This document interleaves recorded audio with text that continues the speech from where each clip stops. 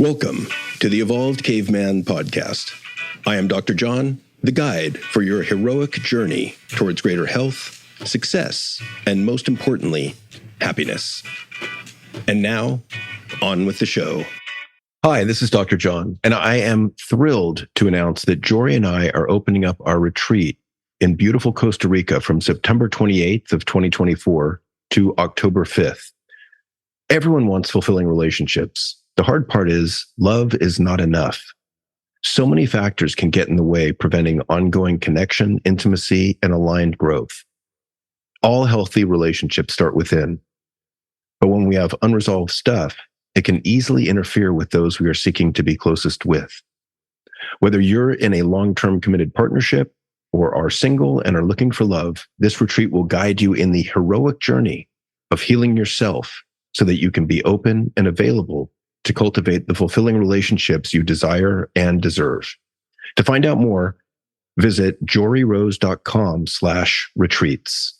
That's JOREEROSE.com/retreats. Hey, everybody, this is Dr. John back with the latest episode of the Evolved Caveman podcast, and we are doing a joint podcast today with Journey Forward with Jory Rose. Hey, everyone. We are so happy to be back talking about something that we see so many couples struggle with, which is the anxious-avoidant trap. And fortunately and unfortunately, we've got some good experience about this in our own relationship. So we have a deep understanding of what this looks like from the inside out in a relationship. But the good news is, not only are we going to share some important information about what kind of leads to this dance in a relationship, but give you some really solid advice and tools on how to get out of it. Because John and I in our relationship used to get stuck in this dance. And I am so grateful to say, with our own awareness and insight into what was going on, we have learned how to no longer dance the dance of the anxious and avoidant. And I just want to say that it's one of the most common dynamics that we see in relationship and one of the most difficult, because the two attachment styles, avoidant and anxious, are antithetical to one another. In other words, they're almost like polar opposites. And so it creates a very difficult and painful dynamic in these relationships. So what's important to understand that the root of this is attachment styles. So I'm going to give a brief overview. I'm certain many people have heard about the different attachment styles, and there's three main different styles. The first one is secure attachment, and this is generally how a baby under age 2 is developing a bond with a primary caregiver. Generally, it's the mother. So the goal in the ideal situation is a secure attachment. So that means baby's job is to go explore the world and go play. They are able to do so better when they come back and their mom is still there. That gives them a sense of security and safety, but it also wires their brain for what love looks like and how to trust others. So when I go off and explore, I trust my person, which later becomes our primary partners, is going to be there for us. I feel safe. I feel secure. That's the ideal. The anxious style comes from when baby goes off to explore and explore the world and play.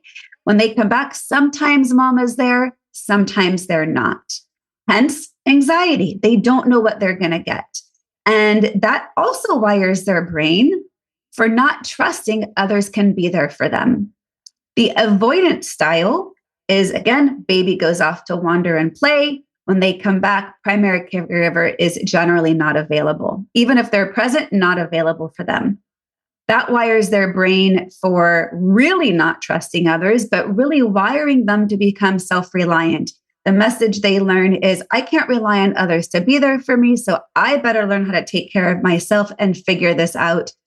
So you can see, and then there's also an anxious-avoidant mix, but keeping it simple as the three main attachment styles.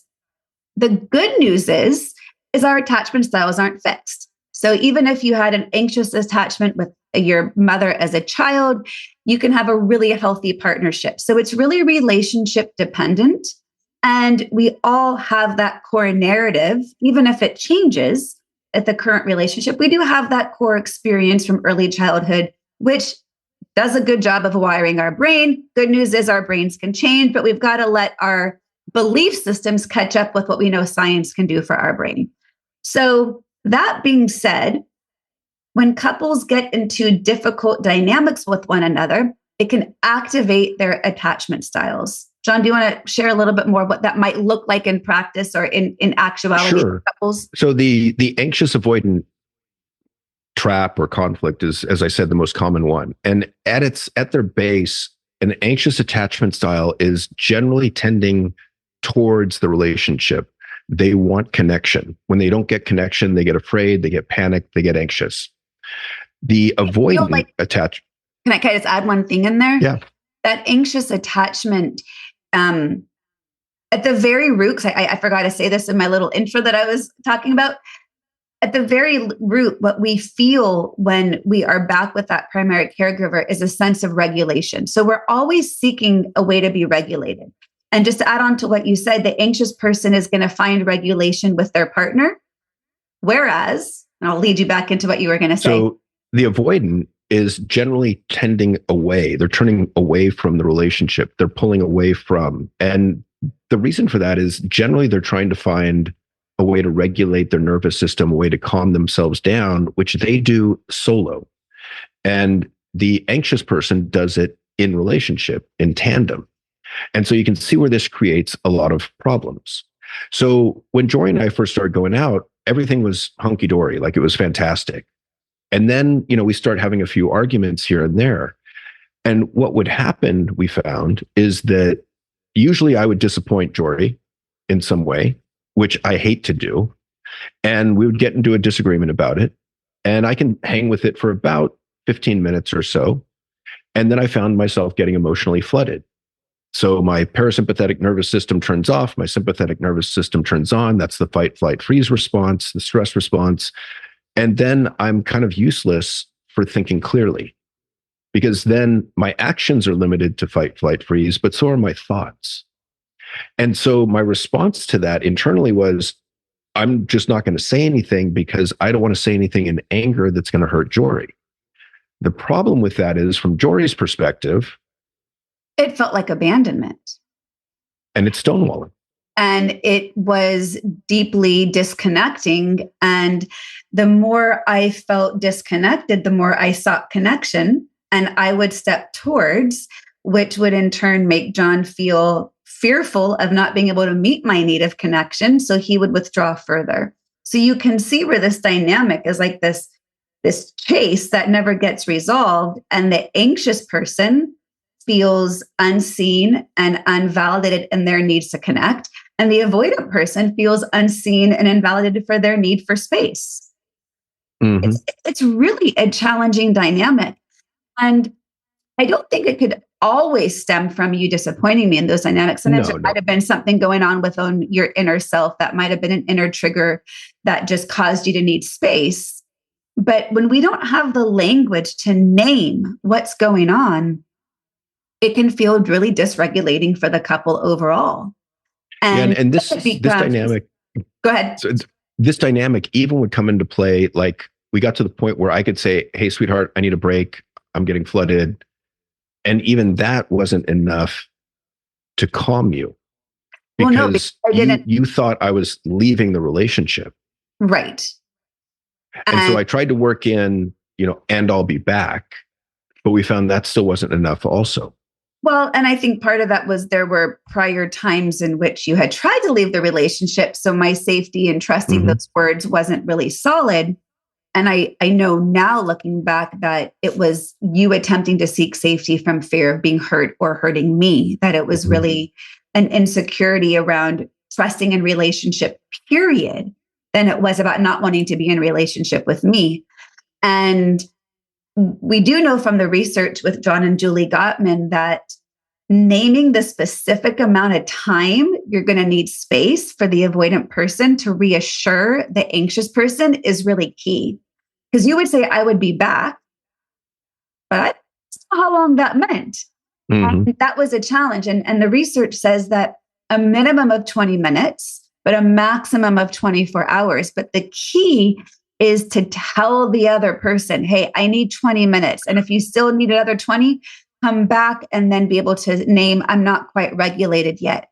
And Well, so let me throw something out there though, in the sense that what if a couple has a conversation like this about it? They discover, oh yeah, that anxious avoidant trap, that's what we're in. And what if they agree when they're calm, hey, look, anyone can take a timeout, with the caveat that when we take a timeout, it's a minimum of 20 minutes and a maximum of 24 hours. So that maybe, because I know at times when I was flooded, it was hard to even get to that point of I'll be back in fill in the blank, X hours, 4 hours, because I don't really know. right. Well, yeah. And sometimes you were very fixed mindset around this may never work based on other narratives of worthiness in relationship. I'm not even sure you always knew when you would be back.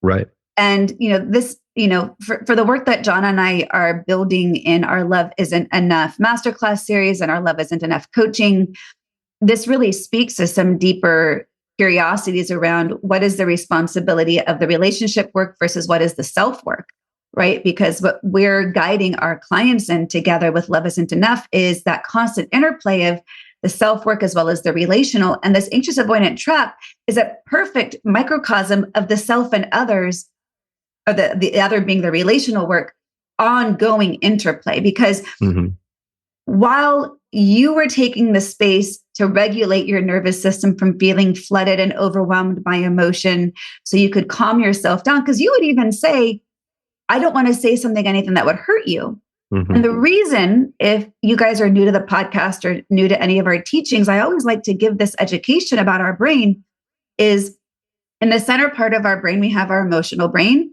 And in the front above our eyes is our prefrontal cortex, which is our most evolved part of the brain. That's where we have logic, reason, rationality, decision-making, clear thinking, language, communication.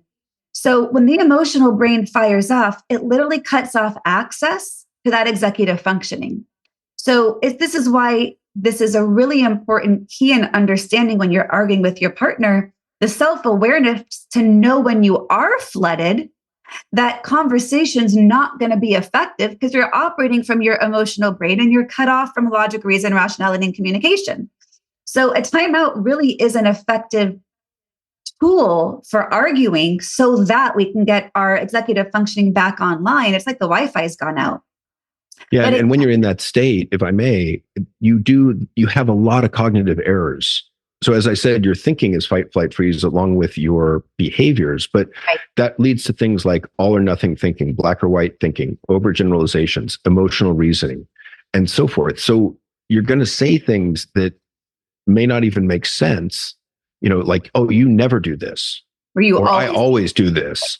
Like, never and always statements are never true. Are they all? Think about that for a while. I don't know. That's kind of a meta thing there.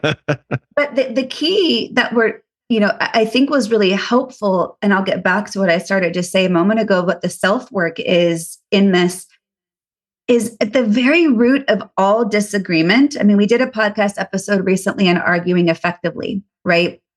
And the best way we can argue effectively is to get that emotional brain to calm down, to get all that executive functioning back online so we can access those resources.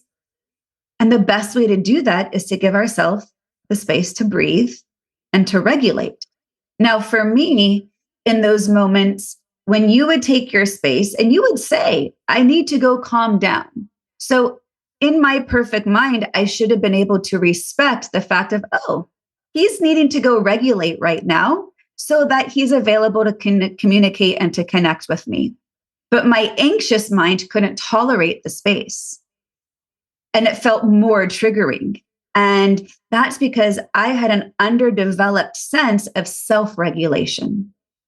So what I had to learn in those dynamics was, okay, when John needs space, because he is a little bit stuck in that avoidance style and doesn't yet trust the safety of relationship, I need to learn to trust myself to regulate my own nervous system. I was over-reliant, hence the anxiety. I was over-reliant on you to regulate that for me. So it was deep work for me in those moments to be like, shit, I got to self-regulate here, and that feels really uncomfortable. I don't like being alone right now. I want my partner to comfort me and reassure me he's not available for that. What can I do? And at the very root is we sit and we breathe. That's going to be the core of what's going to regulate that nervous system, calm down that emotional brain, and find what self-care looks like for me in those moments. And I can think of two moments in particular. One in which we were in Italy when we struggled with this dynamic, unfortunately, a lot, in one of the most beautiful places in the world in Lake Como. And what was powerful about that was I didn't over personalize your need for space. And I'm like, oh, I can go for a walk right now. Mm-hmm. And I ended up going for a walk, and I felt empowered by choosing me to go on a walk versus you saying, I'm gonna, like, I think I was the first one in that moment to say, I'm going to go for a walk. So it felt like I had agency in the space. And I ended up going on this beautiful walk, and I sat by the lake and I ordered myself a glass of champagne. And I just like, this is great self-care right now. You bring up an interesting point in the sense of, I wonder if people that are in the anxious avoidant trap, if it's possible for the anxious person to realize their partner's getting shut down, and for them to request a timeout, and for them to choose to go elsewhere with the knowledge that they'll be back soon to resolve things. Because I think there's something in the choice and the autonomy for the anxious person of being like, okay, this is my choice, not he's leaving me. Yeah. I'm going to get really, really vulnerable with you guys right now as we're recording this. So this morning I was over John's and we had a bit of a disconnect. And I was going to plan on staying at his place the rest of the day. And guess what I did? I said, hey, I think I'm going to go home for a few hours. I'll be back later tonight. So I actually enacted that choice. And it wasn't a huge anxious avoidant trap dance issue. It was, I think John would be better having some space alone right now. I'm going to go home and I'll be back later. So I actually did that today. Yeah, thank you. Yeah, and you did it well. And I know it was helpful, and I didn't over personalize it. And I appreciated it. I know he needs some space right now. He's exhausted. He's a little bit emotionally overwhelmed. And the best thing I can do for him to be able to meet my needs is to give him that space. Now, I'm able to do that much better now because we have quite secure attachment. We've worked on this. So this isn't like an easy thing to enact when you are still in the middle of that dance. But I had to really learn as the anxious attachment style, even if he doesn't come back, I'm going to be okay. Like fundamentally. And we had a breakup and that fucking sucked. And I had to start to learn I can be okay even without him. I didn't like it. I don't want that. And I had to find that regulation within myself. But taking that walk in Lake Como and sitting by the lake and getting a glass of champagne felt like a great self-care for me in the moment. And I remember another time we were stuck in this dance and we were going to have dinner and you needed space. And it was like now 10 o'clock at night and I hadn't eaten dinner. And I called my friend and I was upset and I was crying to her. And she's like, well, what do you feel you need right now? And like through my tears, I'm like, I want an In-N-Out burger. And she's like, great, go to In-N-Out. So I grabbed the dog, got in the car. It was like 11 o'clock. But again, that was kind of new to me. It seems so obvious and it almost feels slightly embarrassing now to feel how unevolved emotionally that was. And that was my work. Yeah, but I would say champagne and In-N-Out are pretty good, routes to self-care and calming down. Yeah, I think so. And not that we need to turn to food and alcohol, but hey, you know what works for you. And so that was a deep level of self-work for me to recognize, okay, he still loves me. He's overwhelmed. I have a need. He has a need. He cannot meet my need right now. The more I push it, the further he's going to need more space. It actually behooves me to give him the space quicker without putting my claws on him and dragging him back, because that's never going to work, you guys. Even though it feels desperate. And yet it was very humbling to say, oh, this actually isn't about me. Because where he's coming from is rooted in his childhood, in which he had an avoidant attachment style, in which he learned self-reliance was the safest thing. Partnership was the safest thing. Yeah. And when I can have compassion for that rather than judge it or over personalize it, then we can begin to have the ability to build secure attachment. And I would say that in general, if I had to guess, I would say that in this dynamic, usually the avoidant is going to be male, the anxious is going to be female. Right. And part of it is because we're socialized as men to believe we need to stand on our own and to be independent. And we're often, I think mothers kind of let us go in terms of attention and support earlier. Right. I know that, that was true for me, that I was pretty on my own emotionally and relationally growing up. But let me go on to what I had to, my individual work, because I think it's fascinating to think of, there's this relational element to this, which we took to the limit in terms of improving communication, kind of getting our communication down. And then there's this individual element, big piece of that I think we needed to go deeper than the typical couples tools would take us. And that was kind of eye-opening for us. So you needed to learn better self-soothing techniques.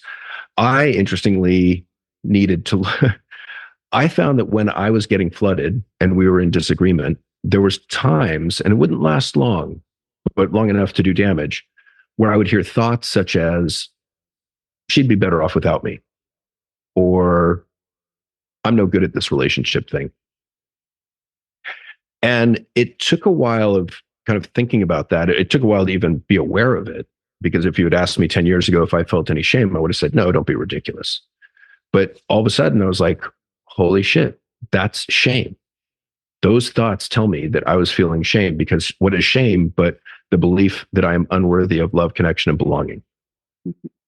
So those thoughts are kind of the epitome of shame. And so once I realized that, I was like, oh, okay, so at some deep level, this is about self-worth, worthiness in relationship, worthiness to connect. And so what I did then was kind of get into internal family systems and then start having some conversations with little John, with the 4-year-old John that was left alone at times, with a babysitter, but for long periods of time. And I had to tell him that he was safe. He was okay. He was loved. He was valued. He's worthy.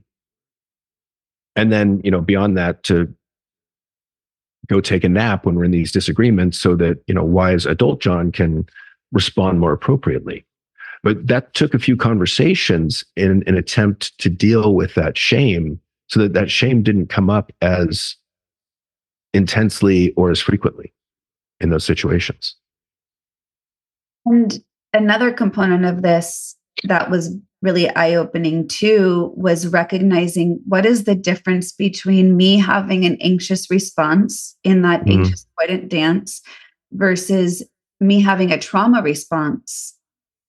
And this was a huge awareness. Can you share what shifted for you when we had this awareness? Because sometimes my anxiety felt disproportionate, and I think that frustrated you, and it made you feel, well, you can share what it made you feel, but it felt disproportionate to the situation. And yet all I know is I was getting hyper dysregulated in a way that I didn't even feel like I was within my body at times. And it felt really embarrassing, because I'm a pretty emotionally stable person normally. And this just didn't feel like me. It was significant. Well, I think that's one of the interesting things about romantic relationships is they bring up this stuff that nobody else sees. And I think it's, there are pieces of ourselves which we are embarrassed by or ashamed by or feel guilty about that only our romantic partner sees in these worst moments. And they may only happen 2, 3, 5% of the time, but they can damage relationships, destroy them potentially. So what we realized was that this wasn't just an anxious attachment style that you were having. This was a trauma response to some things that happened in your early childhood.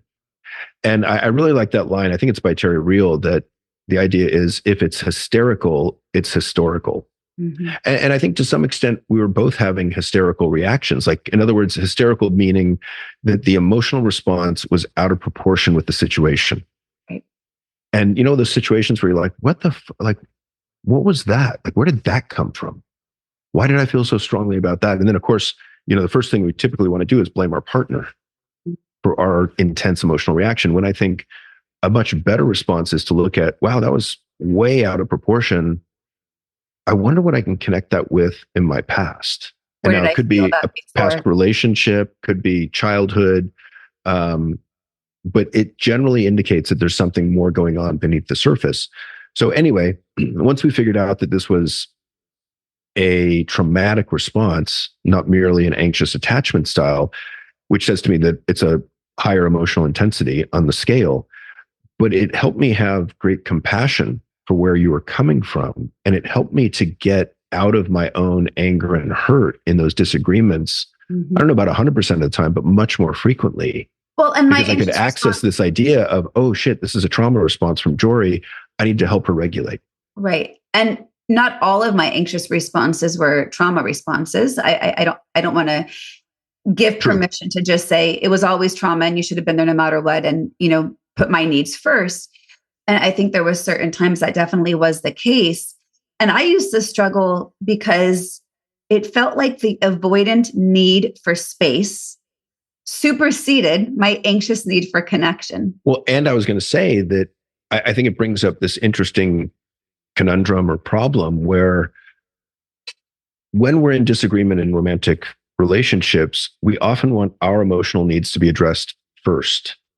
Because they're so close to home and they hurt so much. But if you both want your emotional needs to be addressed first, who actually gets their needs met first? Right. And then it goes back to another Terry Real line of, do you want to be right or do you want to be connected? And by right, I mean, who's going to win this battle? Right. Yeah. And again, when you're in this state, your emotional brain has taken over. Your tools are not accessible. So we're not operating from a clear mind from the get-go. Well, and I think that's one of the things that's interesting about what you just said is I think that whole idea of would you rather be right or would you rather be married or connected is, I've only come to find out about that in the past, 6 years or so. And I think that was a real game changer for me. And it's taken some time to kind of catch up. And I think I'm still kind of mastering that idea. But the idea there is we're not seeking to win the argument. What we're seeking to do is see, hear, and validate where our partner's coming from, to hear the emotions underneath their words and listen non-defensively, listen with curiosity, or and try and find out. Not just words, or behaviors or actions, right? To see what's underneath even the behaviors. Yeah. Could be. Just words. And that's a really big mindset shift. Where I think if we could all do that, we would be so much better off. Because I think so many of us we get stuck in anger, and then we're just going to die on that hill to try and prove that we're right. And we're just arguing to get our partner to hear how right we are and admit how wrong they are, which is never going to happen. Right. Or rarely. Right. So if you're listening to this and you're like, oh my God, you just described my relationship dynamics, which in fact, over this weekend, we were out at a comedy show, which was all about dating and relationships. And we were talking to this woman in front of us, and she's like, oh, I've got 2 therapists here. I'm going to get some free therapy advice. And she, kind of told us a little bit more about her most recent breakup. And as we shared our story, she was like, you just described exactly what my boyfriend and I went through. And it really gave us the impetus to record this episode specifically on anxious avoidant styles, because as John said in the beginning, it is one of the most common styles amongst couples to get stuck in. And there is a way out of it. And as it's got to start with awareness that we're even in it. But it's got to be awareness with compassion versus awareness with judgment. If we have an awareness with judgment, it's going to continue to blame, externalize shame, and make us feel that this is fixed and we have no hope of getting out of it. Awareness with compassion is the awareness of, wow, this is like really deeply rooted shit here. And so let me share one of the ways that we got out of it, I believe, that was all you, just to give credit where credit's due. So a lot of times when we would get into disagreement, we would at some point come to a resolution and then put it behind us, or so I thought. And Jory became famous for kind of bringing up past disagreements 3, 4, 5, 7 days later. And we'd be on a walk or something. She said, hey, I'm not quite settled on this. Would you mind if I brought it up again? And at first I'm like, oh shit, like we got to talk about this again. Like we just nailed this one. We just put it to rest. I don't really want to have another uncomfortable conversation about this. And over time, I began to realize that this was a really effective way of changing our patterns in a way that mattered. Because every conversation that we had subsequent to the initial disagreement, we were more objective, more curious, less judgmental, and we had greater distance from it. So we could look at ourselves and our own dynamics and our own feelings in a more honest way, but also we were in a spot where we could offer gently suggestions to each other, which I think were far more likely to be heard and considered. And over time, this, I think of it now as an upward spiral of kind of revisiting these disagreements. And every time you go to the same point on the spiral, you're revisiting the same disagreement. But if you do that enough, you really come to some resolution in some of these areas where there was no resolution before. Right. And I think the other thing that it gave us the ability to do. Now this is the tricky part with this. And I know if you're listening, you're like, yeah, but if I bring it up again, we're going to get dysregulated. We're going to go right back to where we were. So I would lead with the intention of, hey, Lev, I don't want to get us re-triggered. I would like to be able to talk about what was underneath our argument. So when we can lead with the intention, it's a little bit easier to see where we might get off track with it, so we can bring it back to the intention. But it's a fear I hear, especially from women, of, I don't want to rock the boat. Why would I bring it back up? Well, we're not rocking the boat. We're simply trying to gain insight.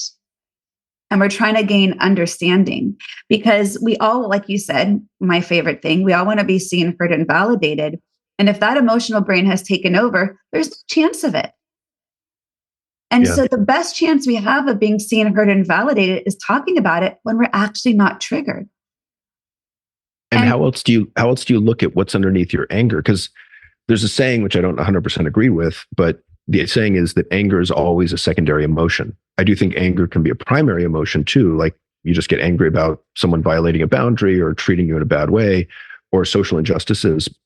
And at the same time, I think anger is very frequently a secondary emotion, which means that it follows really quickly on the heel of another emotion, a primary emotion, or maybe several primary emotions. So especially in men, I've seen anger follow, and we're talking like a third of a second follow, but anger follow on the heels of embarrassment, guilt, shame, anxiety, and depression or sadness. Because we know depression in men shows up most often as irritability and impatience. Mm-hmm. So men, if you're male and listening to this, have the wisdom, have the curiosity to ask yourself, perhaps after the fact, what was underneath that anger? Like, what was I really feeling? Because think about times in your past when you've gotten embarrassed and it's quickly shot to anger. So coming back to and revisiting those conversations, you gave credit to where credit was due, saying that I kept doing this, but I really want to honor that. I'm going to give you the credit of being open to it and recognizing and getting out of the narrative that you had that this wouldn't help. So thank you for doing that. I think it was both of our efforts in stepping towards the relationship. And, that's always the key, is how can we be relational right now? And that's what I struggled with, because the avoidant space didn't feel relational until I had to understand, this is the way to get back to being relational, is to get to that point of regulation to be able to come back together. But if a secure attachment is based on safety and trust, and an anxious or avoidant attachment is based on not feeling secure and not trusting your partner is going to be there, it's also going to build in all other areas in which we can build safety. And so not just, the times in which we would revisit disagreements, and especially after our breakup, I think we've done an exceptional job over the course of the year to build safety in an authentic way in which we can really trust one another, having each other's backs. Mm-hmm. And that trust is built through small daily action, right? The Gottmans talk about as one of the tools to become a master versus disaster in relationship is small things often.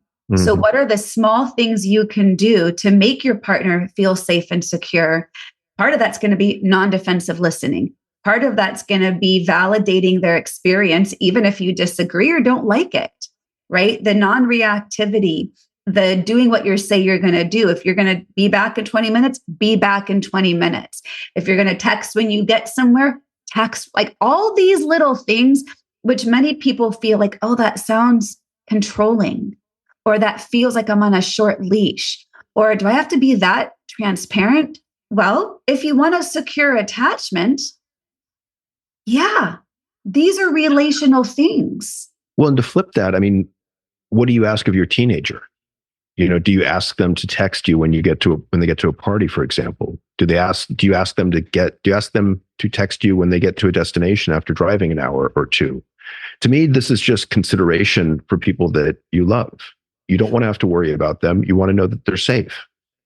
And the way that you and I have done that with our teenage daughters is we flip the script. We text them when we get somewhere. We let them know we are safe and say, look, this isn't about control of a top down. This is about respect for when you care for someone, you want to have that safety and trust. And, repairing safety and trust after a transgression or a breach in safety and trust can be hard. At the root of that is, what is my mindset towards change? Mm-hmm. So, if you have, John and I get asked this question all the time is, what's the core thing to know if this is a relationship worth getting into or fighting for, is having that growth mindset towards learning the relational skills and being willing to grow and change. And part of that willingness, which I think, thank you for your growth, John, because this is something you've done very well at, is the willingness to stay uncomfortable mm-hmm. for the purpose of ultimate connection.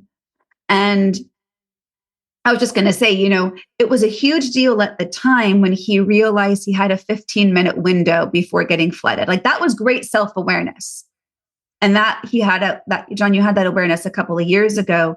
And yet that was still hard because sometimes you couldn't resolve everything in 15 minutes, or my emotions mm-hmm. wouldn't feel settled within 15 minutes. So it was great awareness and didn't always lead to ease of resolution. And part of what built my safety and trust in our relationship was when we did a 12-hour, 6-hour per day, 2-day therapy intensive. Like mm-hmm. that was you standing in the fighting for the relationship, saying, hey, I'm willing to sit for 6 hours of therapy over the next 2 days. That was a willingness to be uncomfortable for the sake of relational connection. And I valued that. I thank you. And I like the idea of, anytime you're in a relationship like this, there's 3 entities. There's you, me, and the relationship. And I like thinking of it like that because I think it helps me to fight for the relationship even when we are in disconnection. Mm-hmm. Because there's times in those moments when I don't like you that much, when I am angry at you, and I still know the relationship is exceptional. Right. And I think the idea of giving to the relationship, of meeting the needs of the relationship before oneself, I like the idea that paradoxically helps me to get my own needs met more frequently. Well, absolutely. And that was something I struggled with as part of my narrative of my own past challenges and traumas, was finding individuation and, independence and individuation in a committed partnership. And when we met Terry Real last year at a conference, but also when I had him on the podcast, if you guys haven't heard that episode, it's really great. It came out a few months ago. And I asked him, what is the right balance of individuality and relational connection in a partnership? And having his relational awareness, and therapy, he said, well, if you are focusing on the relationship, a strong relationship will feed the individual. So everyone's needs will get met when you always turn towards the relationship. And the more you turn towards the relationship, that's what builds a secure attachment to give your partner more, I don't like the word, but I'll say it, more freedoms for their individuality because they're such a safe and secure base. From which to explore the world. Exactly. Yeah. So, these are how we developed a safe and secure attachment with our primary partner, even despite what we had growing up or in a previous relationship. And I've seen with you, John, your worldview change, I would say over the past year regarding someone can be trusted. Someone will be there for me. And that's allowed, from my perspective, for you to feel secure with me, which also then feeds your worthiness, that was the fear and the underneath that was coming up when we don't have someone always there for us, right? And I would say, go ahead. Well, and I think in my past, I had the experience and the history of getting burned, if not badly burned, by several females. Right. And so that was something I had to work on individually to overcome and in relationship. Right. And I've seen you shift that beautifully. So thank you for the individual work that you've done to get there. It's quite courageous to be able to look at ourselves and get out of those narratives. And I don't think I've had a more accelerated growth path for myself than I have in the past 12 months. It's absolutely astonishing to see that with desire and capacity towards growth and connection, we can move mountains when it comes to what we can focus on our relationship. And, that's some of the two key things that we talk about is having the desire and the capacity for growth and change. And when you are committed to the relationship you're in and things aren't working, we've got to figure out, what do we need to get back to that point of safety, security, and connection. Yeah. Anything else you want to add? No, I'm just aware of time and I've got to wrap up in a couple minutes. So, we want to share this as we do wrap up to normalize how hard relationships are. They're fucking hard. Mm-hmm. Love isn't enough. We are building out this new arm of our joint business together. We will soon be launching our new website, loveisn'tenough.net. We are soon going to be launching a new Instagram account in which we are really focusing on this because people love each other and don't know how to be in relationship with each other. And it's causing a lot of pain for a lot of people. And the problem is they think, I'll just end this relationship and go find someone else in which it's easier. But your attachment styles, your traumas, your belief systems, your narratives, your level of self-awareness and self-worth is going to follow you wherever you go. Mm-hmm. Wherever you go, there you are. Wherever you go, and I think if you have a partner who is growth-minded, you have the opportunity to reparent yourself, to reprogram some of those old tapes, and then to use that romantic relationship truly to go out and explore the world from. Yeah. And so it offers this beautiful chance to heal your past and create a thriving, happy, fulfilling relationship. Yeah. So if this is speaking to you, stay tuned for more from us. We do have our monthly masterclass series that covers a lot of this stuff. That link will be in the show notes if you'd like to join. Our upcoming one is happening on, I believe it's March 20th. And this is going to be all about awareness. So a lot of what we talked about here today around the self-awareness that we need to be able to show up in relationship may not always be evident to you of what we need to be aware of and how to practice that. And, at the end of the day, change is possible. Growth is possible. It may not be easy. And you may have to have some breakdowns to lead to breakthroughs. And they don't always have to be breakups. But, what we needed was a complete shattering of our frameworks, both personally and relationally, to say, We love each other. Let's get rid of what wasn't working and understand how to build something to really work and to connect and to feel safe and secure in. So I can easily say, hey, I'm going to take a couple hours at home. I'll see you on later, and not feel threatened by space. And for me to do that easily, change and growth was possible. Mm-hmm. Well done. Yeah. And I attest all of that to the work that we've done, being so fiercely protective and committed to this relationship. Mm-hmm. So if this episode has spoken to you, we'd love a rating, a review, a share. And if you want to do more work with us, we are available for couples coaching as well. So be sure to send us a message. And, we're in the business of helping people cultivate the relationship that they always dreamed of. When you fell in love and you had that idea of what it was going to look like, and somewhere along the way, life got in the way, we want to help you get back to that spot, because we did it and it's never been better. And we know it's possible. It's going to take work, but the work is a journey. It doesn't have to mean it's hard. It's going to be hard, but it doesn't have to mean you can't do it. So thanks you guys for tuning in. All right. Thanks, guys. Thank you for listening to the Evolved Caveman podcast. If you like what you've heard, support us by subscribing, leaving reviews, and sharing the podcast with friends and colleagues. For the latest, most powerful tools to connect with like-minded men, join the Facebook group at The Evolved Caveman. Follow Dr. John on Instagram at The Evolved Caveman, all one word, or join the email list by visiting guidetoself.com.